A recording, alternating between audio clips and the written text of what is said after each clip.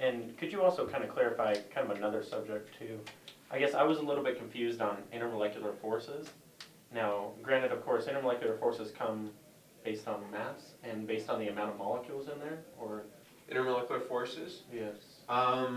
So like, if we had another sealed container and there are more molecules in there, would the intermolecular forces Because be we got that greater? question wrong though, Or- right? yeah. Like, it was kind of strange. It was, actually, let me just see if I can pull up that.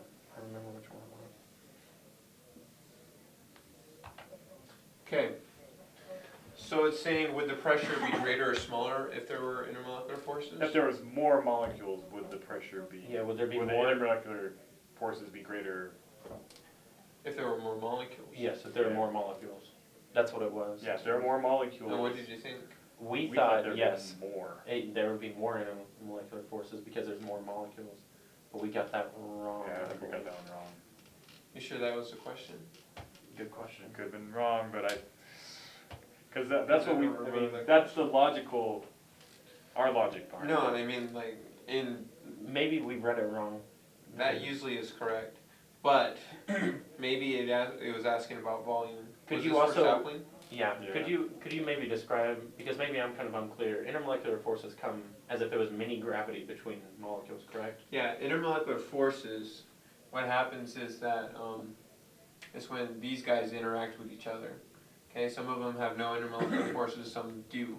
Okay, and like with some of them they'll actually, you've seen the examples where they will actually stop and like hang around each other and then bounce Yeah, off, Yeah, right? yeah. It's like a person walking in the hall, okay? Like let's say that person wants to get to a class as soon as possible. But along the way he runs into a couple people that he knows. And so, he slows down a little bit and says, "Hi, how are you doing?" But he knows he has to get to class. But still, he slowed down to interact with that person. Gotcha.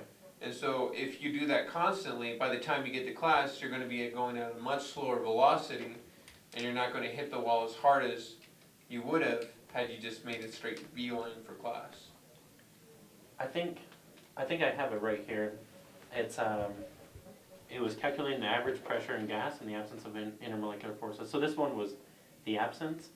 And finally we said pressure decreases, but we would have thought the absence of intermolecular forces. What did I say the first time? I said the pressure increases. Okay. I think we But said. so the pressure would be greater if you made a beeline straight for class. If you were to hit the wall full force, you would hit it with a lot more pressure. But because there was people stopping you along the way, you slowed down, and by the time you hit the You got wall, there, you would release some of your energy to those other people. Exactly. That makes a lot more sense. Okay. I think how I was thinking of it was always a beeline, no matter what, as if these things were like just slingshot off of each other. but the thing is that they slow down each other, Yeah, and as so they pass through space. because like right after you talk to somebody, you don't just immediately like run off. Like you look over your shoulder and you wave and say "see you later." And I mean, molecules they're very cordial. They have very good manners.